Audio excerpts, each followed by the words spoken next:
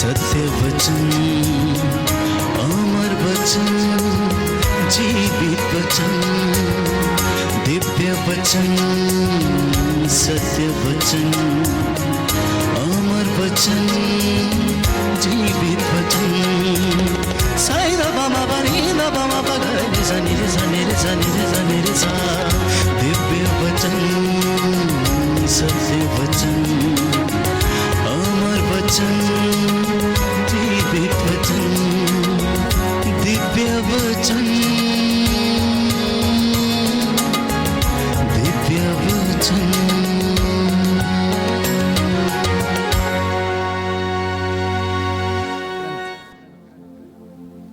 नबी आमोस का ग्रंथ अध्याय 5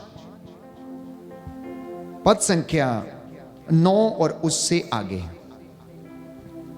कि आज इस सदी में लोगों का व्यवहार कैसा है, ईश्वर के प्रति उनका व्यवहार कैसा है। तो इसके विषय में पवित्र बाइबल हमें बताती है, तुम न्याय को चिरायते सा कड़वा बनाने वालों और धर्म को मिट्टी में मिलाने वालों, तुम उससे घृणा करते हो जो कचहरी में सच्चा न्याय करता है और सत्य बोलने वालों का तिरस्कार करते हो। अच्छा, तो तुमने दरिद्रों का शोषण किया है और तुम जबरदस्ती से अनाज की वसूली करते हो।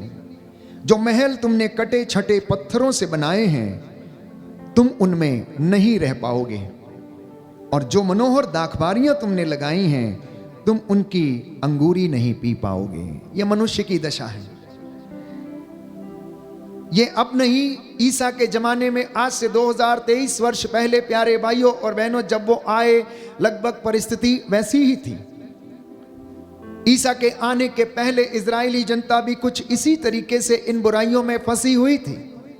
परमेश्वर का एकमात्र उद्देश्य था कि अपने नबियों को, प्रचारकों को भेजे और इन लोगों को सत्य के मार्ग पर ले चले। ये लोग बुराई से समझौता ना करें, परंतु उसको त्याग कर ईश्वर के पास लौटें और उसके सत्य को ग्रहण करें, जिससे कि इनका जीवन अच्छा हो जाए।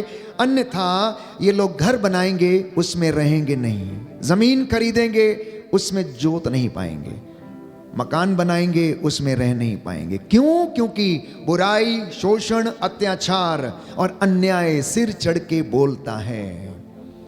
इसलिए पद संख्या 6 में हमें प्रभु का वचन याद दिलाता है, अतः जीवित रहने के लिए तुम लोग प्रभु ईश्वर को ढूंढो। ऐसा ना हो कि वह यूसुफ के घराने पर ऐसी आग की तरह लपक आए जो उसे भस्म कर डालेगी और जिसे बेतेल में कोई बुझा नहीं सकेगा। Hallelujah, hallelujah, hallelujah. हे प्रभु यीशु, मैं इन वचनों को अपने हृदय में स्वीकार करता हूँ, ग्रहण करता हूँ। हालेलुया। प्रभु का वचन कहता है, जीवित रहने के लिए प्रभु ईश्वर को ही ढूंढो। ऐसा ना हो कि वह यूसुफ के घराने पर ऐसी आग की तरह लपक आए जो उसे भस्म कर डालेगी और जिसे बेतेल में कोई बुझा नहीं सकेगा। Hallelujah, hallelujah. क्योंकि लिखा है प्यारे भाइयों और बहनों, प्रभु चेतावनी स्वरूप हमें समझाना चाहता है कि तुम अगर जीवित रहना चाहते हो तो अब ईश्वर के पास लौटो, पवित्र शास्त्रों का मनन करो, धार्मिक शिक्षा का मनन करो, उस पर चलो। नहीं तो जिस तरह से सोदोम और गोमोरा पर वो आग बरसी, कहीं ऐसा ना हो कि वह तुम पर भी वही आग आ लपके और तुम नष्ट हो जाओ। पद संख्या 8 में लिखा है, नबी आमोस के ग्रंथ अध्याय 5 पद संख्या 8, वह शक्तिशालियों की शक्ति मिटा सकता है और गढ़ों का विध्वंस कर सकता है। ये उसका सामर्थ्य है।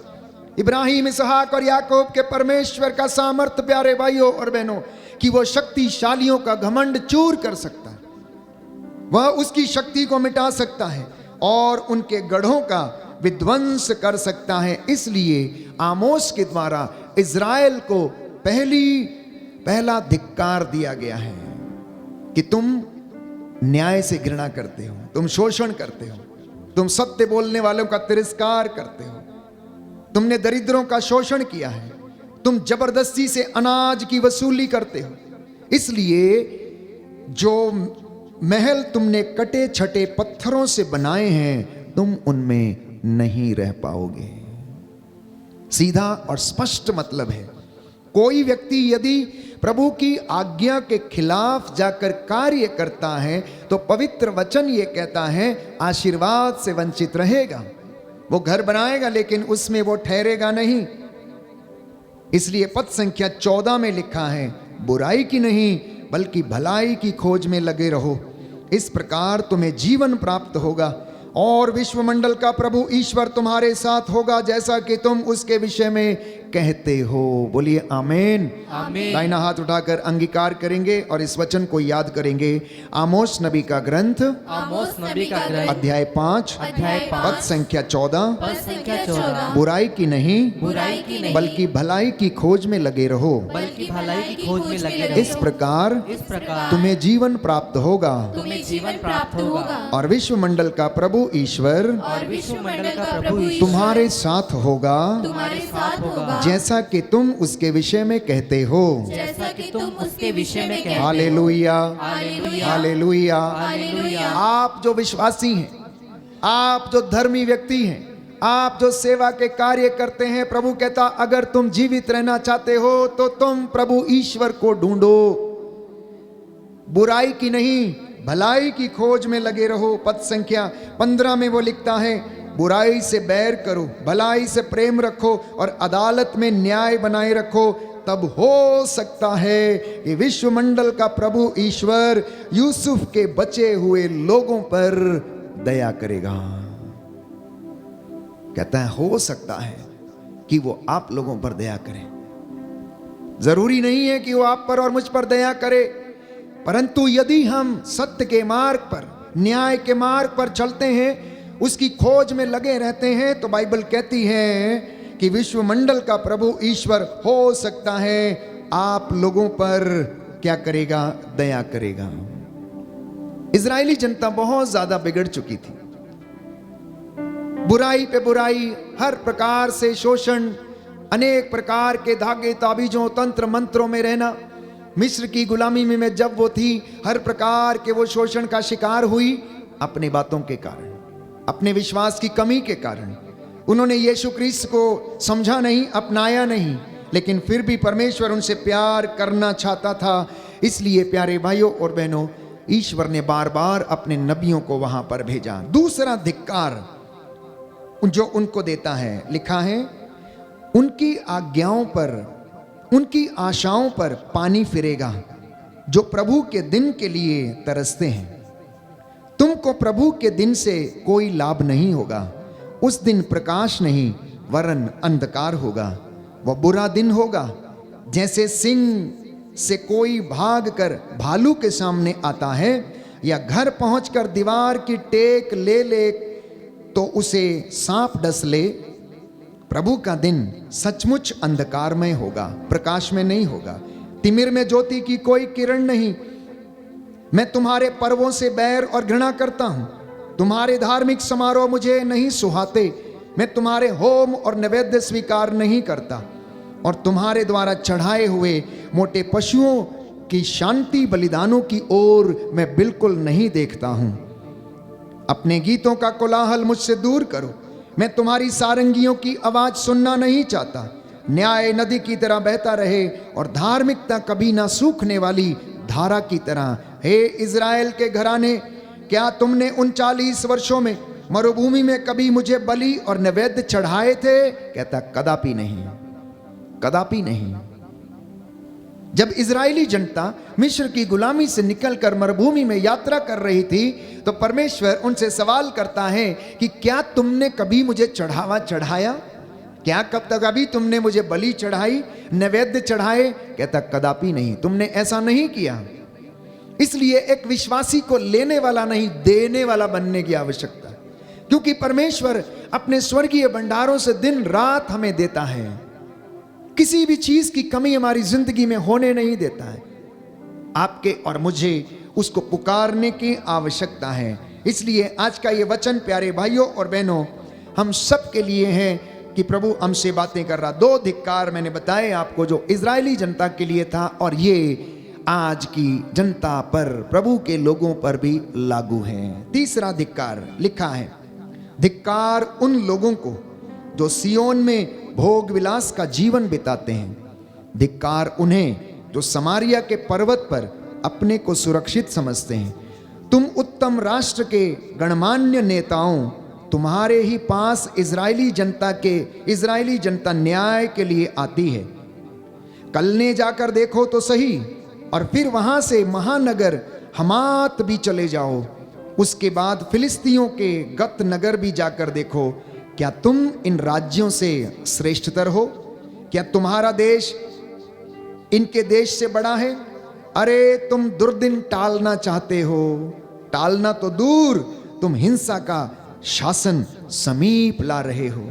वे हाथी दांत के पलंगों पर सोते, आराम कुर्सियों पर पैर फैलाए पड़े रहते हैं। वे झुंड के मेमने और बाड़े के बछड़े चट कर जाते हैं। वे प्याले पर प्याला मदिरा पीते और उत्तम सुगंधित तेल से अपने शरीर का विलेपन करते हैं, किंतु उन्हें यूसुफ के विनाश की चिंता नहीं है। इसलिए उन्हें सबसे पहले निर्वासित किया जाएगा और उनके भोग विलास का अंत हो जाएगा। यह स्वयं प्रभु ईश्वर की शपथ, यह विश्वमंडल के ईश्वर का कहना है। मैं याकूब के घमंड से घृणा करता हूं, मैं उनके गढ़ों से नफरत करता हूं, इसलिए मैं नगर और उसके सब निवासियों को त्याग दूंगा। आराधना शुरू होने के पहले भाई ने आपसे एक बात कही कि परमेश्वर अपने बच्चों से क्या करता है? अपेक्षा रखता है। विश्वासियों से, मसीहियों से अपेक्षा रखता है कि वे आए और प्रभु की इबादत करें, स्तुति करें, महिमा करें। पूरी जनजाति के लिए और हमारे लोगों के लिए, संसार भर की कलीसिया के लिए प्रार्थना करें। इसके लिए आपको चुना गया और बुलाया गया है। लेकिन अगर हम प्यारे भाइयों और बहनों इनसे वंचित रहते हैं और इनका आज्ञा का पालन नहीं करते हैं, तो प्रभु ईश्वर शपथ खाकर कहता है कि मैं याकूब के घमंड को नष्ट कर दूंगा। मुझे उसके घमंड से घृणा है। याकूब कौन है? प्यारे भाइयों और बहनों, याकूब का दूसरा नाम इज़राइल है, जिसका अर्थ है आशीर्वाद। और आप और मैं इज़राइली प्रजा हैं। कहता है अगर याकूब अर्थात इज़राइल चुनी हुई प्रजा मेरी बातों को नहीं मानेगी, बुराई के रास्ते पर चलती रहेगी, तो मैं इन्हें अवश्य त्याग दूंगा, मैं इनसे घृणा करूंगा। प्यारे भाइयों और बहनों, ये वचन आज प्रभु हमसे साझा करना चाहता है। तो मैंने कहा कि एक विश्वासी के जीवन में क्षमा करना, एक दूसरे को सहन करना, प्रभु से प्रेम करना और प्रायश्चित करना, ये होना अनिवार्य है।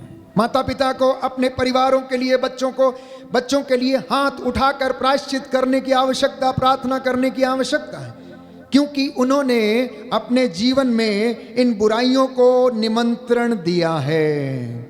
कहता है दुष्ट अपने अन्याय और पाप के कारण विपत्ति को और मौत को अपने घर में आमंत्रित करता है। मैं तुमसे ये कहता हूं कि तुम में ऐसी बात ना हो, तुम में हाँ की हाँ और ना की ना बात होनी चाहिए। हालेलुया, यीशु की स्तुति हो, यीशु को धन्यवाद, यीशु की आराधना हो, यीशु की महिमा हो, यीशु को धन्यवाद। Hallelujah, hallelujah, hallelujah. तो प्रियजनों, ईश्वर का क्रोध भड़कता है, वो प्रेम भी करता है, वो घायल भी करता है, उसका हाथ बचाने में भी समर्थ है। इसलिए स्तोत्रकार प्रार्थना करता है, तूने मुझे घायल किया, तूने मुझे चारपाई पर डाल दिया, तूने मुझे दिखाना चाहा, सिखाना चाहा कि तेरे सिवा कोई दूसरा ईश्वर नहीं है। पवित्र बाइबल ये कहती है कि तुम में से कुछ लोग अपने कुकर्मों के कारण बीमार पड़ गए हो, लेकिन परमेश्वर के वचन ने तुम्हें चंगा किया है। इसलिए अंत के इस दिनों में, जबकि शोषण का, अत्याचार का और अधर्म का बोलबाला है, आप ईश्वर के पास लौटकर चले आए अपने परिवार के साथ। ये आज के सत्संग की शिक्षा है जो प्रभु आपको देना चाहता है। अन्यथा नबी ओबदिया का ग्रंथ अध्याय 1 पद संख्या 15, book of prophet Obadiah chapter 1 verse 15, Hindi की बाइबल में पृष्ठ संख्या 1403, हिंदी की बाइबल में पृष्ठ संख्या 1403 लिखा है, अगर तुम ऐसा नहीं करोगे तो प्रभु का दिन सब राष्ट्रों पर टूट पड़ेगा और तुम्हारे साथ वैसा ही व्यवहार किया जाएगा जैसा तुमने दूसरों के साथ किया था। तुम्हारी करतूतों का बदला तुम्हारे सिर मढ़ा जाएगा। तुम्हारी करतूतों का बदला तुम्हारे सिर मढ़ा जाएगा। सुन के डर लगता है ना, सुन के डर लगता है ना, लेकिन यह पवित्र वचन की शिक्षा है, ये नबियों की शिक्षा थी, लोगों को सुधारने, उनको ईश्वर की ओर अग्रसर करने। क्योंकि आज के सुसमाचार में हमने सुना प्यारे भाइयों और बहनों कि नबी यशायाह की वाणी इनके ऊपर खरी उतरती है। ये देखते हुए भी नहीं देखेंगे, सुनते हुए भी नहीं सुनेंगे, कान बंद कर लेंगे, कहीं ऐसा ना हो कि लौट के ईश्वर के पास चला आए और प्रभु इन्हें क्षमा कर दे और इनके घरों में उन्नति हो जाए। ये दर दर भटकते फिरेंगे। प्यारे भाइयों और बहनों, कितने लोग हैं जो अंधकार का जीवन जीते हैं, कितने लोग हैं जो प्रकाश में नहीं रहते, कितने लोग मार काट, लड़ाई झगड़ा, शोषण, अत्याचार एक दूसरे के ऊपर करते हैं। प्यारे भाइयों, और भाई भाई का दुश्मन है, घर में भाई बहन एक दूसरे के दुश्मन हैं। छोटी छोटी जमीन को लेकर भाइयों में और बहनों में तकरार है। पिता की छोटी सी संपत्ति को लेकर, एक आधा बीघा या 1 एकड़ जो उसकी प्रॉपर्टी है उसको लेकर कितना आपस में झगड़ते हैं, सालों साल आपस में बात नहीं करते, मन मुटाव में रहते हैं। ऐसा सोचते हैं कि जैसे पूरी जिंदगी भर वो इसी धरती पर रहेंगे, मरेंगे नहीं या जाएंगे नहीं या इनका अंत नहीं होगा। प्रभु कहता है, याकूब मैं तेरा घमंड चूर चूर कर दूंगा। हे याकूब, मैं तेरा अहंकार मिटा दूंगा, मुझे तेरे अहंकार से घृणा है। तेरे में, तुझ में ऐसी कौन सी बात है जो तुझे दी नहीं गई, या कौन सी ऐसी चीज है जो तुझे नहीं दी गई है? सब कुछ तो तुझे दिया गया है। प्यारे भाइयों और बहनों, पवित्र बाइबल हमें बताती है कि ईश्वर का क्रोध भी भड़कता है। अगर आप माता पिता का क्रोध बच्चों पर भड़कता है तो उसका क्रोध भी प्यारे भाइयों और बहनों राष्ट्रों पर भड़क उठता है। हालेलुया, यीशु की स्तुति हो, यीशु को धन्यवाद, यीशु की आराधना हो, यीशु की महिमा हो, यीशु को धन्यवाद। Hallelujah, hallelujah. तो ऐसी परिस्थिति में जब हम कष्ट में रहते हैं, शोषण के शिकार हैं, अत्याचार के शिकार हैं, तो आप घबराना नहीं, क्योंकि बाइबल ये कहती है कि मैं विधर्मियों को दंड दूंगा। एक वचन पढ़ेंगे, नबी मीका का ग्रंथ अध्याय 5 पद संख्या 13, उसका दूसरा भाग कहता है, मैं तेरे नगरों का विनाश करूंगा, जो राष्ट्र मेरे विधान का पालन नहीं करते, मैं उनसे भयंकर क्रोध से बदला लूंगा। मैं उनसे भयंकर क्रोध से बदला लूंगा। अब इस बात को हम समझें कि जब इजरायली जनता मिस्र देश की गुलामी में थी, तो राजा फिरौन को समझाने के लिए ईश्वर ने वहां पर 10 विपत्तियां भेजी कि कम से कम राजा फिरौन, जो बड़ा अहंकारी राजा था, वो ये जाने कि यहोवा परमेश्वर राज्य करता है। इसलिए उन लोगों के ऊपर विपत्तियां भेजी गईं, लेकिन फिर भी राजा टस से मस नहीं हुआ। मूसा से कहने लगा, कौन है तुम्हारा ईश्वर? मैं किसी ईश्वर को नहीं जानता, मैं किसी इसहाक, इब्राहिम और याकूब के ईश्वर को नहीं जानता। अब परमेश्वर बार बार कभी धरती पर मेंढक भेजता, कभी अंधेरा भेजता, कभी नील नदी का पानी खून में तब्दील कर देता, लेकिन राजा फिरौन ने उसकी बात नहीं मानी। और एक दिन पास्का के त्योहार का जब मनाया जाना था, तो परमेश्वर ने प्यारे भाइयों और बहनों मूसा से कहा कि अपनी जनता को तैयार करो, मेरा वचन सुनाओ कि आज की रात्रि क्या होने वाला। परमेश्वर तुमको मिस्र की गुलामी से आजाद करने वाला है, इसलिए तुम जल्दी जल्दी खाओगे। जिन घरों के ऊपर मेमने का रक्त पुता होगा, वो छोड़ दिए जाएंगे और बाकी सब के सब मौत के घाट उतार दिए जाएंगे। इतिहास गवाह बाइबल इस बात का साक्ष्य देती है कि मिस्र के पहलोठों को परमेश्वर ने दूत की तलवार से मारा और अपने लोगों को उसने वहां से रिहा किया, समुद्र में रास्ता बनाया, सूखे कदमों उन्होंने लाल सागर पार कराया।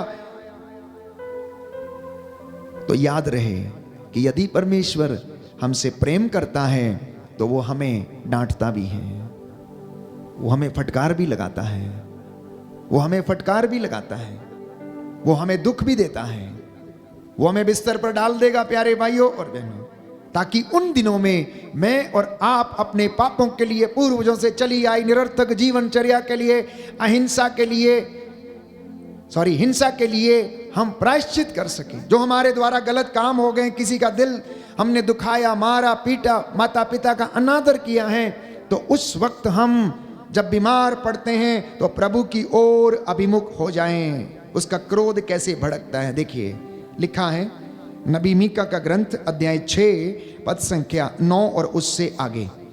प्रभु ईश्वर की वाणी ये नगर को संबोधन कर रहा है। प्रभु के नाम का आदर करना हितकर है। यूदा के वंश और नगर के परिषद के सदस्यों सुनो, कहता है हे यूदा के नगर और यूदा के वंशजों और नगर के परिषद के लोगों, तुम सुनो, क्या मैं नाप जोख में छल कपट सहन करूंगा अथवा खोटे बटखरे से घृणा न करूं? कहता है जब तुम नापतोल करते हो, 1 इंच आगे कर लेते हो, आधा फीट पीछे कर लेते हो, किसी की मेड़ काट लेते हो, किसी का धन दबा लेते हो या किसी की चोरी करते हो, फड़ लगाते हो। ठेलों पे आपने देखा होगा किस तरीके से लोग आजकल लूटते हैं और धोखा देते हैं। कहता है क्या मैं ये सब सहन कर सकता हूं? क्या मैं तुम्हारे तराजू जो कि खोटा है उससे घृणा ना करूं? क्या मैं नाप जोख में छल कपट सहन करूंगा? कहता है कदापि सहन नहीं करूंगा।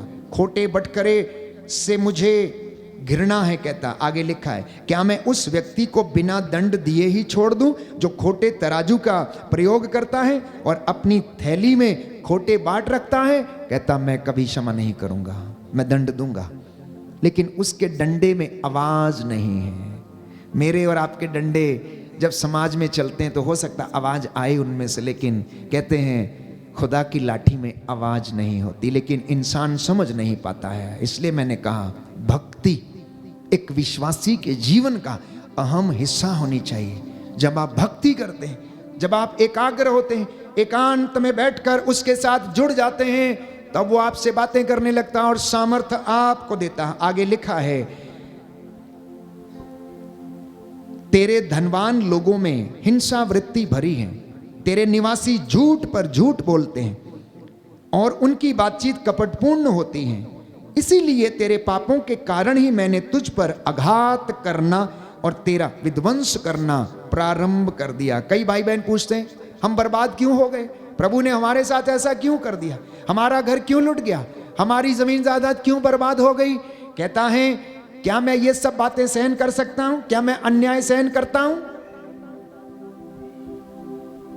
तुम मारते, चोरी करते, शोषण करते, अत्याचार करते, झूठे बातों का इस्तेमाल, खोटे बटखरे का इस्तेमाल करते हो, क्या मैं इनको सहन करता हूं?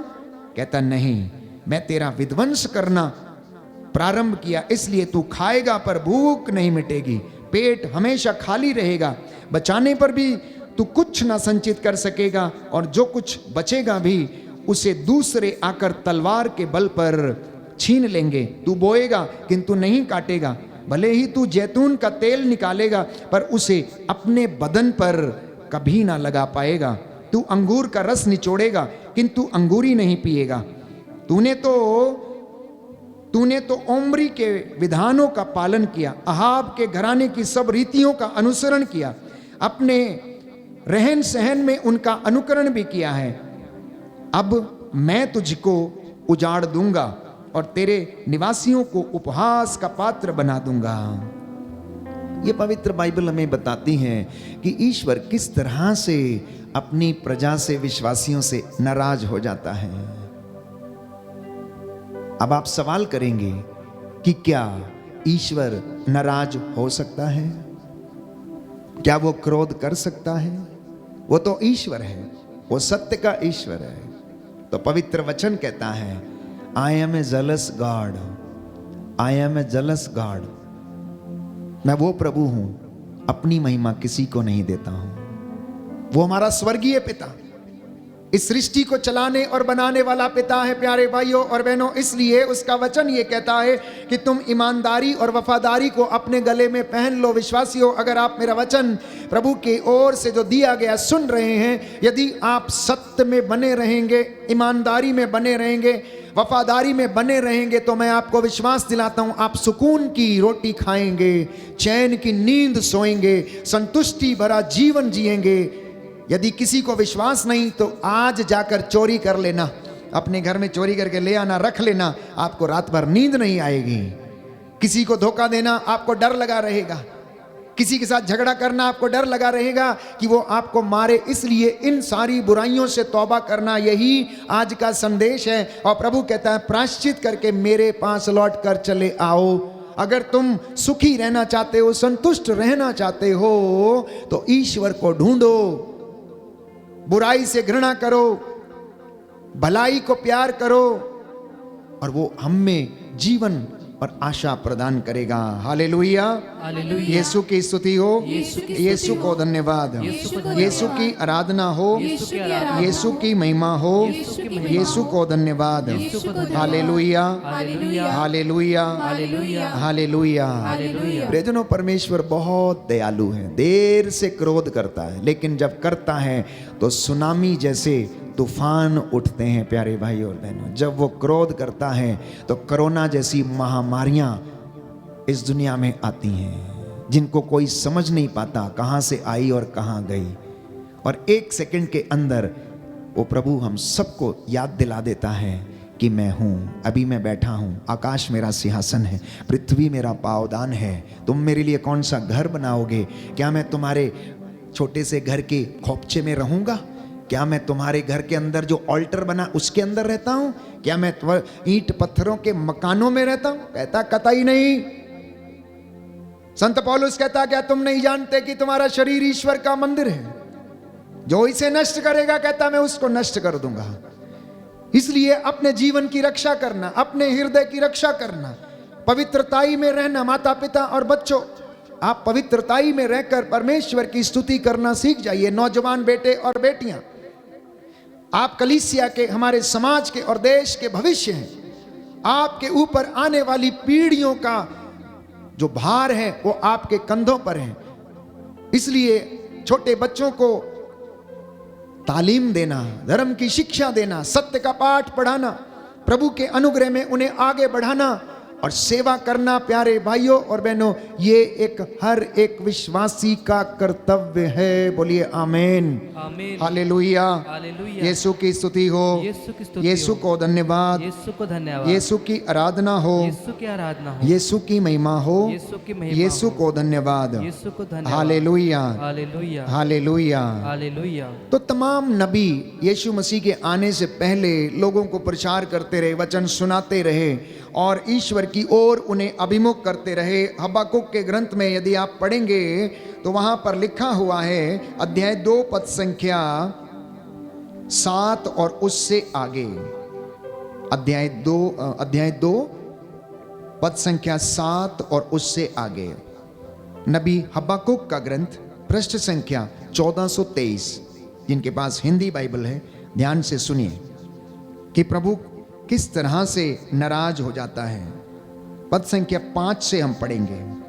धन धोखेबाज है, धनी घमंडी और बेचैन बना रहता है, वह अधलोक जैसा लालची, काल जैसा अतृप्त रहता है, वह सब राष्ट्रों को अपने अधीन कर लेना चाहता है और सभी जातियों पर अधिकार जमाना चाहता है, किंतु इसका नतीजा उल्टा होगा। वे लोग उस पर व्यंग कसेंगे और यह कहकर ताना मारेंगे, धिक्कार उसे जो दूसरों का धन चोरी करके संचित करता है, जो बंधक लेता रहता है। यह कब तक होगा? तेरे कर्जदार तुझ अचानक उठेंगे और तुझसे तकाजा करने वाले सतर्क हो जाएंगे। तब वे तुझको लूट लेंगे, क्योंकि तूने अनेक राष्ट्रों को लूटा है। अन्य सब राष्ट्र ही तुझे लूटेंगे। तूने तो कितनों का रक्त बहाया और राष्ट्रों, नगरों और निवासियों को तूने नष्ट और भ्रष्ट कर दिया है। धिक्कार है उसे जिसने लूट के धन से अपना घर भर लिया है। प्रभु कहता है धिक्कार उस मनुष्य को जिसने लूट के माल से अपना घर भरा हुआ है। आगे लिखा है, और अपनी सुरक्षा के लिए ऊंचे ऊंचे महल बनाए हैं। तू अनेक लोगों का विनाश करना चाहता था, किंतु तूने अपने ही घर की प्रतिष्ठा नष्ट कर दी और अपना ही नाश कर दिया। दीवारों के पत्थर बदले के लिए चिल्ला रहे हैं और लकड़ी की कड़ियां स्वर मिला रही हैं। धिक्कार उसे जो खून पर नगर बनाता है और दुष्टता की नींव पर शहर का निर्माण करता है। विश्वमंडल के प्रभु की इच्छा यह है कि जो कुछ बेगारी से बना है वो अंत में भस्म हो जाएगा। इसलिए याद रखिए, कभी भी लूट के माल से अपना घर नहीं भरना। अपने पड़ोसी की मेड़ पर हाथ मत डालना। किसी भी तरीके से अपने भाई या अपने बहन को धोखा मत देना, क्योंकि पवित्र बाइबल प्रभु का वचन ये कहता है, धिक्कार उसे जो खून पर घर बनाता है, दुष्टता की नींव पर शहर का निर्माण करता है। विश्वमंडल का प्रभु ये कहता है, जो कुछ बेगारी से बना है वो अंत में सब कुछ भस्म कर दिया जाएगा। पांचवा धिक्कार वहां पर लिखा है, धिक्कार है उसे जो अपने पड़ोसियों को शराब पिलाता है और उसमें विष मिलाता है। धिक्कार उसे जो अपने पड़ोसियों को शराब पिलाता और उसमें विष मिलाता है, जिससे कि वे होश हवास खो बैठें और उनकी नग्नता उघड़ आए। इस प्रकार के मद्यपान से तेरी महिमा नहीं, तेरी नीचता व्यक्त होती है। अब तो तू ही पीकर अपनी नग्नता उघाड़ देगा। प्रभु ईश्वर का प्याला परोसा गया है, तू इसे गटक जाएगा और तेरा सम्मान अपमान में बदल जाएगा। जब हम पवित्र बाइबल को पढ़ते हैं, सुनते हैं, समझने की कोशिश करते हैं, पवित्र आत्मा हमारी अगुवाई करता है, वो आपकी जिंदगियों में कार्य करता और आपका जीवन बदलेगा। इसलिए मैं बार बार आपसे कहता हूं, इन वचनों को पढ़िए। आज इंसान उन्हीं गलतियों को करता बार बार जिसके द्वारा वो नष्ट हो रहा है। परिवार नष्ट हो चुके हैं, सब कुछ बिक गया है, खाने के लिए भोजन नहीं, नौकरियां नहीं प्यारे भाइयों और बहनों, दिहाड़ी मजदूरी करके दिन पालने के लिए और दिन काटने के लिए लोग मजबूर हैं। लेकिन प्रभु धर्मी व्यक्ति की रक्षा करता, उसकी हड्डियों की वो रक्षा करता है। इसलिए धर्मी बनना, आपको धार्मिकता का पुरस्कार मिलेगा। धर्मी बनना, आपको धार्मिकता का पुरस्कार मिलेगा। जो जो व्यक्ति जिस जिस महकमे में तैनात हैं, चाहे वो वैद्य हो, चाहे डॉक्टर हो, नर्स हो, वकील हो, कोई भी व्यक्ति जो समाज की जिम्मेदारी लेकर खड़े हैं, उन्हें निस्वार्थ रूप से प्रभु चाहता है कि वे लोग उसकी प्रजा की सेवा करें और वो उन्हें आशीर्वाद प्रदान करेगा। बोलिए आमीन, आमीन, हालेलुया। हालेलुया। हे प्रभु यीशु, इन वचनों के द्वारा आज मेरे घर में, मेरे परिवार में शांति आ जाए, चंगाई आ जाए। हे प्रभु यीशु, मेरा जीवन, मेरे परिवार का जीवन बदल जाए। हालेलुया। तो क्या करना चाहिए? क्या करना चाहिए? एक धर्मी व्यक्ति को क्या करना चाहिए? इसके विषय में नबी सफन्या अध्याय 2 पद संख्या 3 में लिखता है। Book of prophet Zephaniah chapter 2 verse 3 onwards. जिनके पास बाइबल है खोल लें, देखें। मैं पढ़ूंगा और उसके बाद आप मेरे पीछे दोहराइएगा। ईश्वर के आदेश पर चलने वालों, देश भर के विनम्र लोगों, धार्मिकता तथा विनम्रता की साधना करो, तब ईश्वर के क्रोध के दिन तुम संभवतः सुरक्षित रह सकोगे। ये उत्तर है प्रभु का। इतनी बातें सुनने के बाद, प्रभु के क्रोध को सुनने के बाद उसकी बातों को अपने जीवन में देखने के बाद अब हमें क्या करना चाहिए, ईश्वर इसका भी उपाय देता है और कहता है, हे प्रभु के आदेशों पर चलने वाले लोगों, देश भर के लोगों, तुम धार्मिकता की साधना करो, विनम्रता की साधना करो, शांति की साधना करो, विश्वास की साधना करो, तब ईश्वर के क्रोध के दिन तुम संभवतः सुरक्षित रह सकोगे। ये आज का मुख्य संदेश है। जबकि हमारे आसपास अत्याचार का, शोषण का, बेरोजगारी का, गरीबी का, हत्या का बोलबाला है, कोई भी इन बुराइयों से अछूता नहीं है। बाइबल कहती इस धरती के ऊपर कोई भी ऐसा नहीं है जो अच्छा है। राजाओं का पहला ग्रंथ अध्याय 8 पद संख्या 46। ऐसा कोई भी व्यक्ति नहीं जो इस दुनिया में अच्छा है।